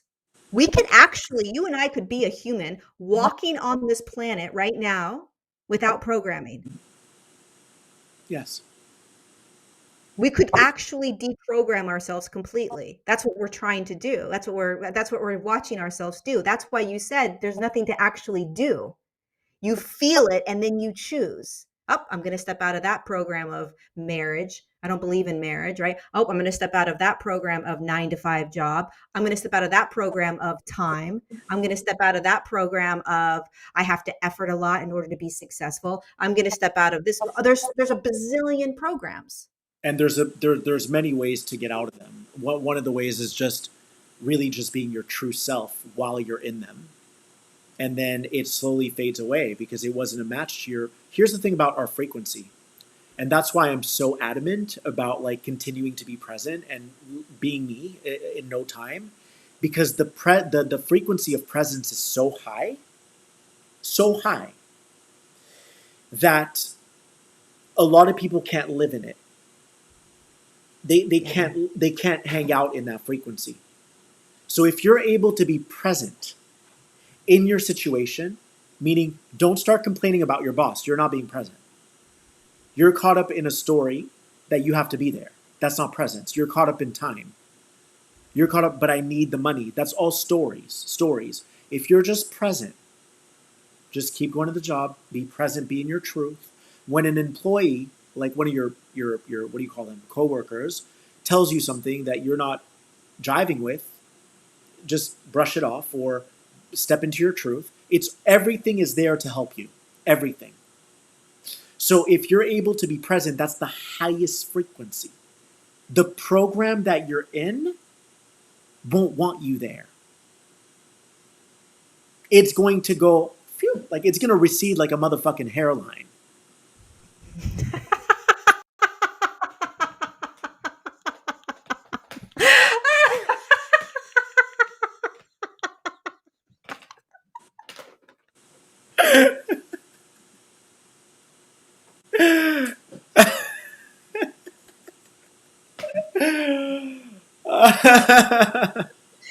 Oh. That shit's gonna recede like a motherfucking hairline. So it's like if you're present, what people do, this is what happens when you're present. Look, I want you to use different words synonymously. Present, true self, highest frequency. Simple. When you're aligned, when you're fully aligned with your truth, with your authentic self, whatever that is right now, it doesn't matter if it's high or low, it's your truth now. Whatever your truth is now. In other words, if you can't stand being around certain people right now, and you tell yourself, but I'm not a master, so I'm going to be with them until I become a master, that's not going to work. You have to honor, this is so important, you guys. You have to honor your truth now. Right now, I can't deal with all these people. Right now, I just need to find myself. And in order to find myself, I need to lock myself into my apartment and not talk to anyone. That's your truth now. Like, do you see how powerful this is? There's no better or higher. That's what I love. There's nothing higher. It's what your truth is now. Mm-hmm. It's simple. It's simple. It's your truth. Like right now, I'm not going to lie. I've been struggling with family. And my truth is I just need y'all to leave me alone right now. Like in my head, that's what I need to just keep being with myself. Is there a version of myself that can eventually go, oh, but I'm good. I'm always my true self. Let's go do this together. Yes, but right now I need this. Because if I'm not being seen and if I'm not being heard, then this is going to keep happening and I don't want it to happen anymore. Yeah. Like I need it to stop. I need it to stop. And only I can stop it. So it's not going to help me to jump into where it's not stopping. So I need to stop it myself. So the reason why the darkness, so I was going to get to this really amazing point. When you're present, you're in your highest frequency. All the programs around you are going to recede. But guess what they're going to try to do? They're going to try to pull you into their shadow. Always. And that's where most of us fall prey. We're like, but I feel bad. Bloop, and you just dropped again. I'll just do it this one time, or it's going to make them feel better, or it's the right thing to do today, or we listen. Following truest expression, following what is your absolute knowingness, what's your absolute feeling, what is you, is one of the hardest freaking things we can do. Because there is no playbook for this. Nobody's done this, and so nobody understands that this is what we are doing. Nobody understands that this is how we evolve, that this is what it looks like. It's messy as shit. It's messy. It's uncomfortable. It's crunchy. It's all of these freaking things. We don't understand it. So if you do what you said, which is I have to be able to freaking I need this to just be this right now. I need to close in and figure out what the heck, how do I do this and be this? And if I need to shut out the entire world in order to do that, then I'm going to do it. Yeah. I had to stop talking to my mom for months and months at a time. I had to, because I couldn't figure out how to navigate it. And I knew that she would take it however she would take it, right? And we would come back together. But I needed to do that because I didn't know what was happening. Yeah. I couldn't understand what was going on. Why would I why am I feeling like pulling away? Why am I feeling like isolating myself? Yeah, You're literally breaking out of deep contracts and programs. exactly. And there are contracts within contracts because here's the thing. I've dealt with all of this my whole life. So I broke the contract where I was like being threatened to be outed when I was young, when I was gay, right? Like they found an email where it was like I was obviously gay, and for years I was insomniac, and I eventually said, I'm done, like I'm gay, bro. Like, and I broke that program, and then the bipolar stuff broke that program. Moving to LA and but aren't you gonna move home? Broke that program. There's so many programs I've broken, but it gets tricky because people need to understand it's not gonna end. So that becomes a program too. It's like, yo, the gay thing was just that was the beginning. That was the beginning. The bipolar thing, that was the beginning too. So we need to see our mission through. The problem is people have such programming that they think it's going to end. Like at some point, you won't have more. There's always going to be more, and you're not going to stop until your physical reality, your physical reality, is you. Your whole physical reality has to be you. You know how deep that is? If It's there's anything massive. that's lagging, you're not you yet. Period. If there's anything that's lagging, so going to a job that you don't like, you're not you yet. Being in a relationship where you complain, you're not you yet. Wanting to travel and not traveling, you're not you yet. Being afraid to So tell your family your truth, you're not you yet. Literally, your whole physical reality has to become you. Not from the outside, from the inside.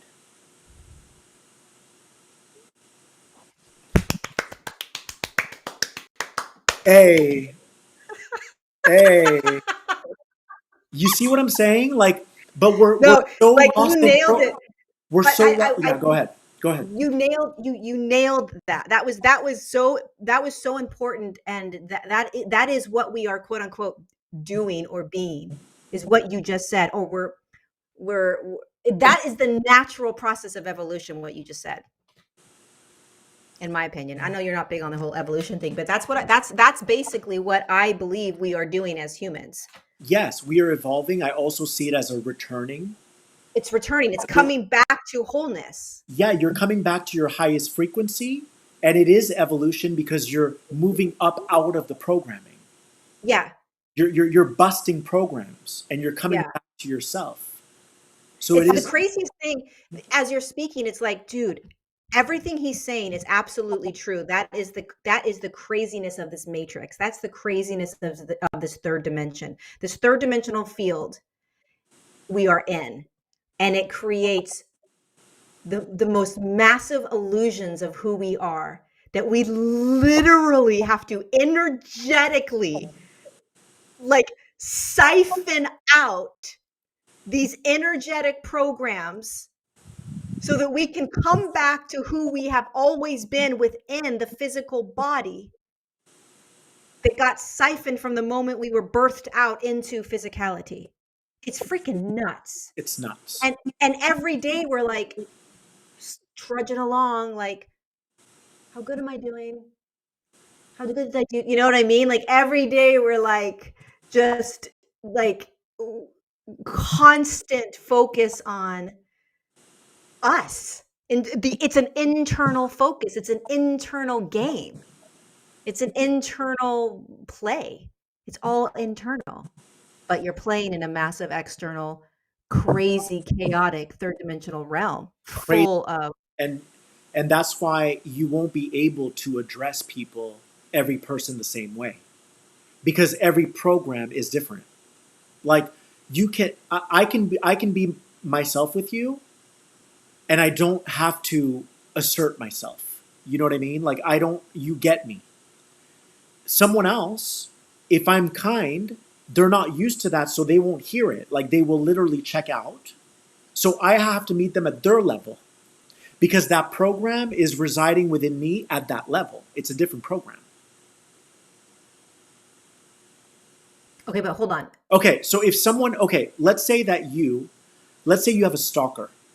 Okay, no, let's say you have a guy that you're dating and you keep telling him, you gently tell him, very gently, hey, like I'm not ready to commit.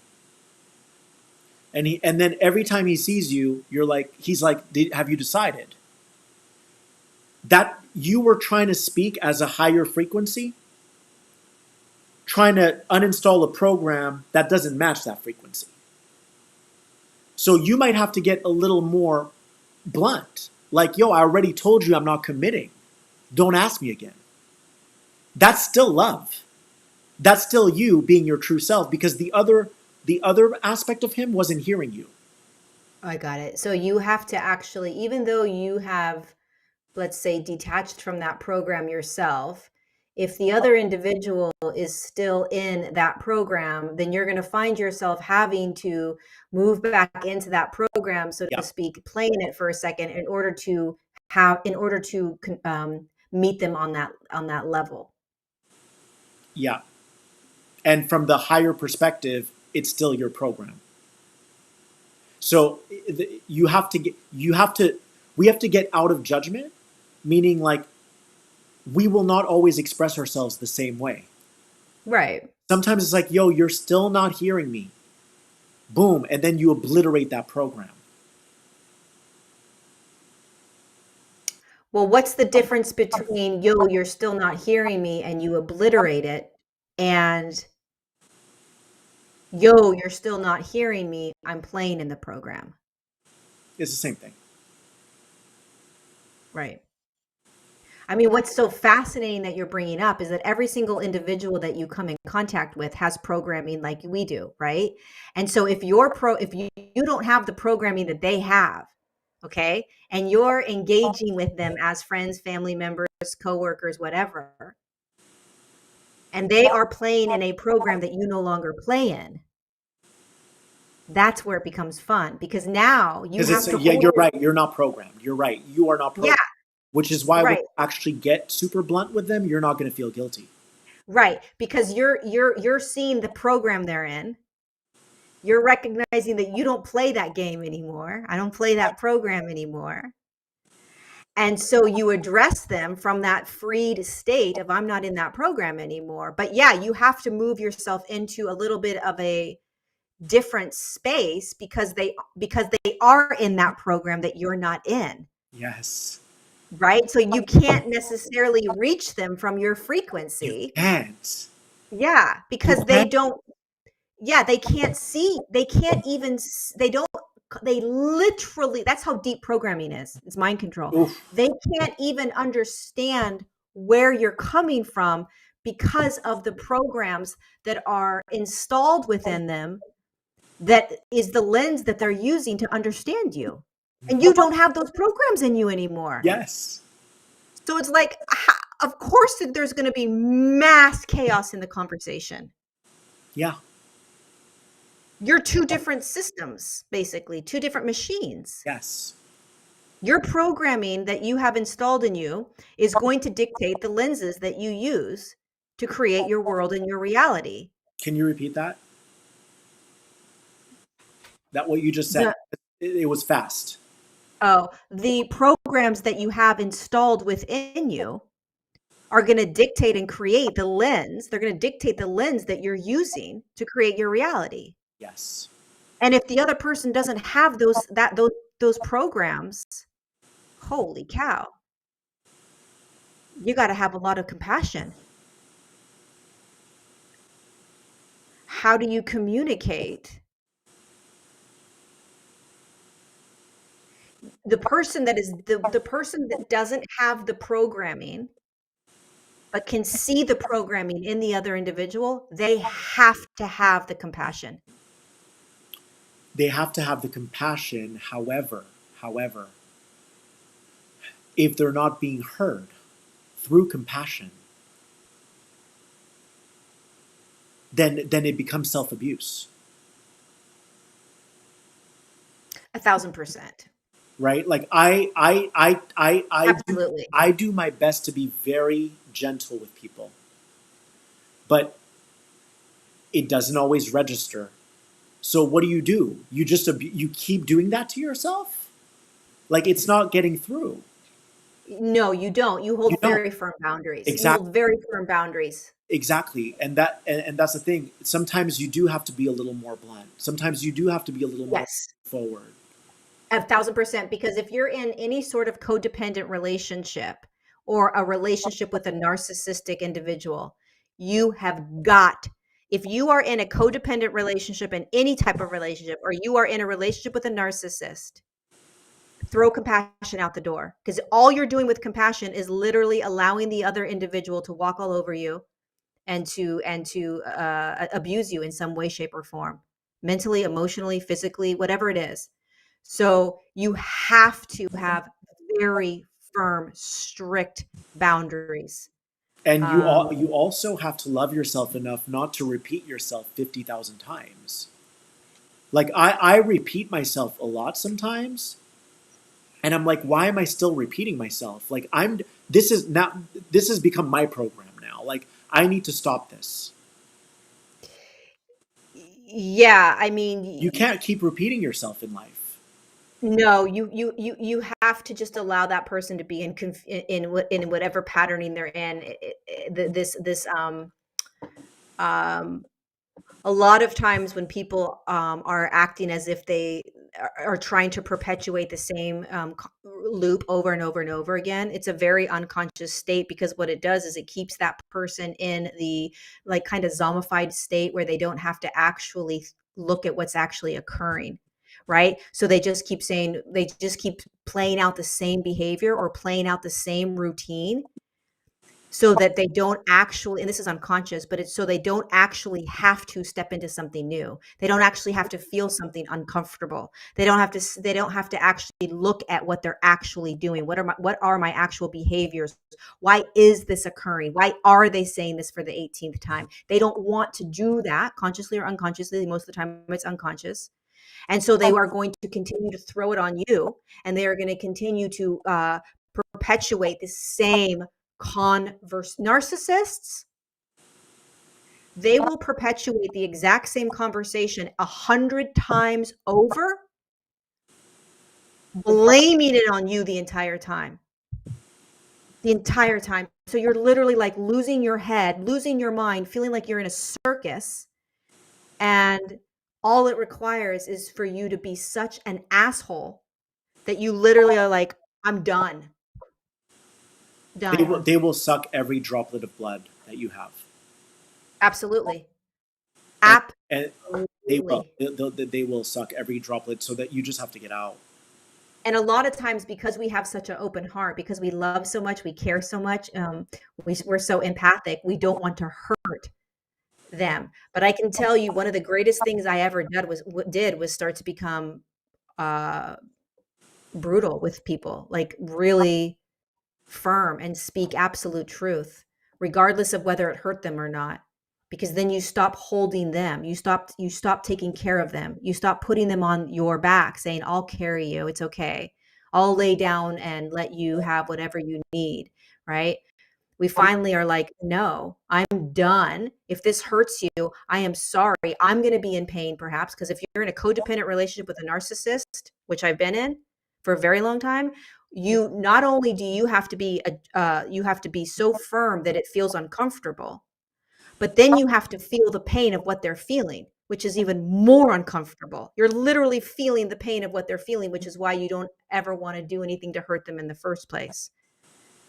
So you're breaking all of these really deep programs and patternings when you are in a codependent narcissistic relationship, because not only do you have to do patterns within yourself that are not normal, but you have to allow yourself to feel a whole lot of emotion that you don't like to feel. But as soon as you start doing that, you free yourself. Yes. You become free, because you realize that you're not going to die. And guess what? The other person, they don't die either. They're actually I think just fine. I think the reason why it's so important for us to put a stop to all of this unconsciousness is because the thing about fear and unconsciousness is it wants to recruit as many people as it can. It wants to find a nest in every person. Like it really wants to nest in as many people as it can. That's what programs do. They want to seep into everyone. Mass media, mainstream media, it wants to infiltrate everything. So my whole thing is when I see an unconscious program, I have a duty not to let it in. Because if it gets into me, I'm going to build resentment and that's going to reach somewhere else. And whoever's unconscious with you, they've already gotten their claws in so many other people. I mean, I want you to just think of this visual because I think it's going to change you guys. When someone has unconsciousness and they always need people to throw them a lifeline, like they're not able to be self-sufficient, they will sink their claws in every person they can get unconsciously. That's what unconsciousness is. These programs will insidiously find their way in as many humans as they can, and then it keeps that person alive. Like this person is eating a very low grade or a very low quality energy. Think about that. Like every person in your life who creates chaos, they're not only creating chaos with you, they probably have a laundry list of people that they're creating chaos with. So they're actually needing that energy to sustain them. That is Yeah. not us loving them. That's enabling them. And it's keeping us in a state of disempowerment. It's really crazy when you see energy like this because you start to understand the responsibility you have. This is not about you. But everyone who's stuck in that program will call you selfish. They'll all call you selfish because you're not giving them the blood. You're not giving them what's sustaining them. When they can easily turn around and get it from someone else, they're never satisfied. It's all about control. So when you start seeing it as like, fuck it, if I'm going to be selfish, I'll be selfish, but at least I'm going to close a portal on this planet and it'll be one less human that doesn't play into that game. Yep. Think about that on a global scale. Like, Yes. forget about an individual, but think of the systems that are doing that to us. Because we're all in really codependent narcissistic relationships with large systems like government, media, banking, religion. These are all really large systems that we are in narcissistic codependent relationships in. And so one of the things that we're seeing right now in the world is exactly what you're talking about is, you know, stepping out of these systems and people within the systems calling us selfish, calling us whatever they're going to call us, right? Because we are choosing to step away, because we're choosing to no longer give our energy over to those the blood sucking energies that have been living off of our fear, living off of our lack, living off of our victimhood. It's all energy, like you said, And you look, know. I want everyone to know everything is twofold. So like every person that cooperated with all the mandates and stuff, all those people that cooperated, that got the poke, everyone who did it, they have a free will. So they didn't do anything wrong. But in the grander scheme of things, there's still people are still feeding into that darkness. They're even though they're not deliberately doing it, it's kind of like I don't want to use examples, but my point is even though you have free will and you're going to do what's right for you, from the grander perspective, you're choosing, it's like second degree murder, like you're choosing to take away everyone else's freedom. So Yeah, but it's both. I want people to true. know I will never ever blame anyone. It's important for people to know that my family got the vaccine. Okay, oh, I shouldn't have said that, but my family got it. I love them to death. Like it doesn't bother me. Like they have a free will to do what they do, but we also have to start waking up to the grander picture, which is that what you do. So, for instance, let's say you have like a gay daughter, and you end up siding with people, but you love your daughter and you accept her, but you end up doing something that is siding with people who don't accept her. even though you directly love her, you're still going to negatively impact her. So it's It's a crazy. hard pill to swallow. It's a hard pill to swallow. It's like people, I mean, I eat meat. I eat fish, I eat whatever. But I'm kind of a hypocrite too because I don't think I'd kill the chicken. I don't think I'd Yeah, kill the chicken. But the thing is, I'm still feeding into that system, 1000%. and I'm okay with saying that. Yeah. But I'm aware of it, and I also don't want to die and get sick. I tried to be vegan for 6 months last year, and it really wasn't good for me. So what I do now is I give thanks for everything that I eat, because at least if I eat chicken, that chicken would rather, well, first off, I didn't directly kill that chicken, but I still had a hand in it. But I'm sure that chicken would rather be consciously eaten by me than someone who's like watching Netflix, not paying any attention to what's on their food, on their plate. Like Yeah. some people don't even know they're eating chicken. I'm telling you. Like Like it was alive. Like it was alive at one some point. people don't even know what they're eating. They're like, Yeah. I'm eating sushi, but I'm not even paying attention to the life that died for me. Yeah. Like, so I mean, I'm not saying you directly killed the chicken. I didn't directly kill the chicken because I know I couldn't do that. I'm still feeding into the system, yeah. but it's both. I'm doing it consciously. I'm grateful, um, but yeah, it's the same kind of thing.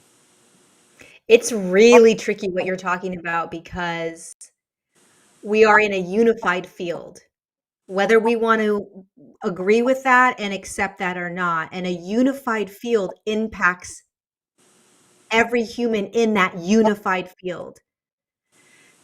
What do I mean by a unified field? Every single human body on the earth plane and every single sentient being and animal and all of that is in one unified field. So we are impacting each other on an energetic level based on our decisions. Sorry, but that's what's happening. Okay. And so when you have these systems, whether it is systems that are controlling us, um, whether it is systems that kill animals in order for us to eat, all of these systems are in effect because we're playing in them. If we stopped playing in them, they would dissolve. So, does your choice make an impact on the human collective? Yeah, it does. Is that hard for us to understand because there's 7.5 billion humans, and so what is my one decision going to make? How is my one decision going to make a difference? Yeah, we falter to that, right? Well, there's 70 billion 70 million humans that are doing blah blah blah, so what is my one decision going to make? But that's what we're in right now. That's the massive grand awakening, is starting to ask yourself, what systems do I actually want to play in, and do I have the courage? And if I don't have the courage, that's okay. There are many people that had to do something that they didn't want to do for because of they weighed out the pros and cons, and for them that was what they were going to do. Did they play in the system of control? Yeah. Yeah, yeah. Will they do it next time? Probably not. Right? So we have to, are we eating animals and we don't really probably deep down want to play in that system? Yeah. But is our body requiring it or asking us of it? Yeah.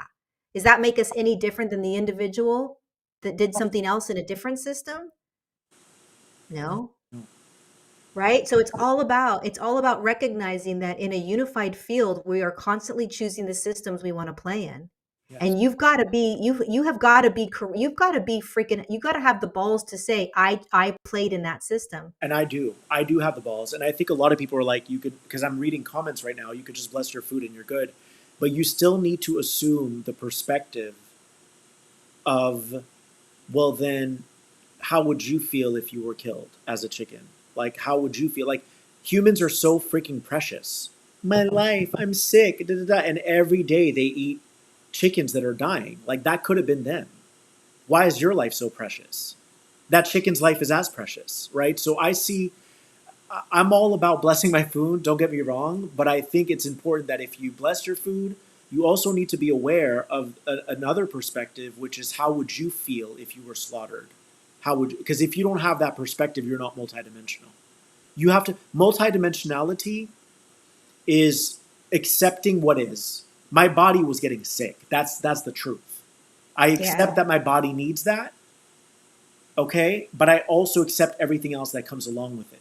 I really do. So if my day comes where someone treats me like a chicken, hangs me upside down or whatever, I will take it. I will take it. No, but you have to, because if you don't do that, if you can't say that, you're a hypocrite, right? If Yeah, people can't, yeah. you have to be willing to step in every aspect. Otherwise, you're The other thing Yeah, and you're it's true, and the other thing about the whole diet animal thing is that this is welcome to the third dimension. We eat other animals. We eat other sentient beings. That's a pretty low dimensional state to be in. yeah, Seriously. it is. And so it is a state that we're in and that we find ourselves in, and we chose to be in that state. And so here we are eating animals, and many humans are stepping out of that. But to play the judgment game or the divide game, or you're better than, or you're more healthy, or any of that Yeah, is only allowing the programming to ignite. You're only shining the light on the programming, saying, I'm going to give the programming so much more power and exactly. control, right? This is It's about like, accepting what is. It's about accepting what is and humbly assuming every perspective. You have to. yeah, I mean, if, Like I it mean was. that, So can I give you an example? It yeah, is absolutely ignorant for any vegan to think that the whole world will become vegan right now. It's not going to happen. You would have to convert Italy and Scotland and all these places that eat meat and potatoes. It's not realistic to think that the whole world's going to become vegan. That is not realistic. So on a soul level, these chickens contracted. They knew we're not. This is not the life where we will all be set free. They knew nothing. This universe is beautifully and intricately designed. These chickens that are coming in right now, they know they're not going to be set free, but they're doing it because they'll eventually be set free. right. You know what I mean? Yeah, listen, it's all divinely designed. It's all It's all everything that's divine. happening. It's all divine. Yeah, So if you everything. yeah, so if you say something like we're all going to become vegan now, you're bypassing because that's not realistic. That's not realistic. Well, also, if you say, I mean, I'm holding both of the systems. I'm holding the jab system, and I'm holding the eating meat, because it's really the same. It's this We're talking about the same thing. It's just different programming. It's just It's different. still programming. It's still massive programming. Yeah, People would debate that because they're like, "Oh no, the body needs meat." But we could go down all those different scientific avenues, but it is a program that we step into in this third dimensional realm. And based on how we are told you got to have milk, like where did that come from, right? All of this programming, you got to have meat and potato. Like this is all programming. it's It's all all freaking programming.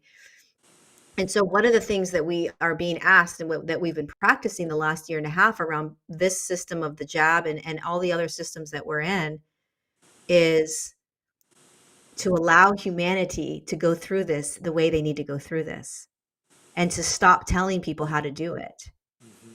Meaning, like, you know, if I eat meat, I'm not going to go around and tell all the vegans they need to stop, that they're wrong, right? And if there are vegans in the world, they want to go around and shout off the rooftops, right? And all you're doing is literally perpetuating the programming. You're perpetuating it. It's the same thing with the jabs. All the people saying you shouldn't be getting the jab, you shouldn't be getting the jab, you shouldn't be getting the jab, you should be getting the jab, you should be getting the jab, you should be getting the jab, right? It's just perpetuating the programming and the divide. Because Exactly. really, all you need to do is ask yourself, what system do you want to play in? That's it. And then be honest with yourself. I That's right. don't really want to play. I don't want to play in the program of eating animal, but I still crave it every once in a while, so I still eat it. My ideal self wouldn't want to eat the animal. And by Okay? the way, but the thing is, as long as there's an intention, like, hey, like I'm open to this, whatever, that's what matters too. Because I think you and I are on the same page with that. We Totally. my ideal my higher self wouldn't need that. I mean, you should see me when I swim. I don't even get my swim in because I'm busy saving bees all day long. I Like know. I love insects. I love bees. I love everything. Like I love everything so hard.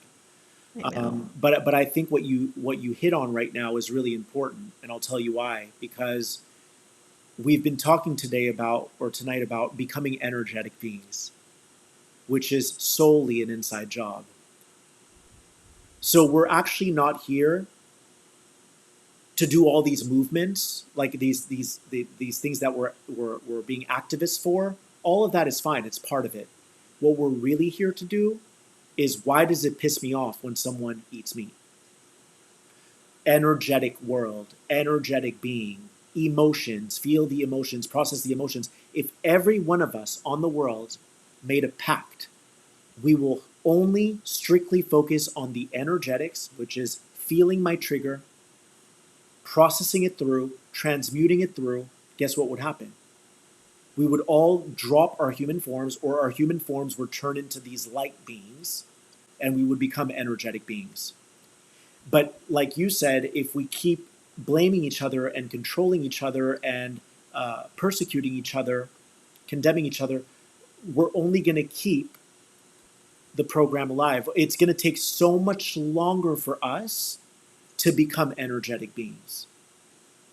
It's so true. But a lot of And people that's the think you're hardest going to become piece. an energetic being if you do this. No, that's not true. Yeah, That's not the truth. right, That's where it's all right, inverted. That's the program. right. You're going to become an energetic being if you become a vegan. That's not true. You're going to Not at become all. an energetic being if you truly contain all of your energy and you process them and you feel them. That's how you become an energetic being. Yeah, I love the program of you are going to raise your, this is a good one, you guys. I love this one. Oh God, it's so good. You're going to raise your frequency if you drink green juices and eat vegan food and do all this stuff. But at the exact same time, I'm going to ridicule you, judge you, and tell you what you need to do. Okay, I'm pretty sure when you're in a higher frequency, you're not ridiculing, judging, or telling anyone what to do. And you are definitely not thinking that what you're doing is the right thing to do. So these programs of I'm raising my frequency by doing all these things, and yet you go out in the world and you be completely different. You're blaming, you're judging, you're dividing. My way is the right way. Why are you not doing that? You cannot say to me that what you're doing is raising your frequency, because somebody with a higher state of consciousness is not going to have any of those behaviors. So it's like blatant ridiculousness in front of our faces, right? And so that's what's so important about what you just said is the hardest part about being human on a planet that is third dimensional, full of duality and polarity and programming in a process of evolution, is that we cannot change a human. We cannot change them. And so here we are going through this massive collective shadow, watching everyone choose the systems they're going to play in, knowing that it impacts us because we're all in one unified field that we can't get out of. So your choice impacts my choice and vice versa in the external world. But what it doesn't impact is my internal world. You cannot impact my internal world unless I let you. So the way that we get through this is not trying to focus on the external world and how everyone's doing what they're doing in the external world, because that is literally going to drive you nuts. You are going to be in a lot of suffering and struggle. The only thing that you actually have control over is your internal world and the systems that you are choosing to be in, and being blatantly honest with yourself around those systems, and not trying to pretend that I'm not playing in these systems when you are, and being okay with it, being okay with that. Good conversation. I think we're good. I think we did it. We did 2 hours. I think we're good. So you guys, please check out Lorie's Patreon. I attached the link, patreon.com/LorieLad, and then I don't do any of that, which is fine. That's just me. And my donation link is on the bottom. I really appreciate you guys so much. Thank you for being here. Thank you for joining us. And that's it. I guess we'll see you um, soon. Any last words, Lorie? No, but I'm so glad that we got this to work. Me too. I love it. I'm so happy right now. I like Yay. this Thanks for better. I joining us, like you this guys. better than Zoom. I don't know why. It fills out I the. like it way better than I Zoom. don't like Zoom. It bothers me. I don't like that it's like there's all this black contour around it. This is like this fills out the screen really nicely. Yeah, and I like that I can see the comments. Yes. All right, you guys, we love you so much. And So subscribe. Please subscribe to Lori's channel too, not only mine. I love you guys.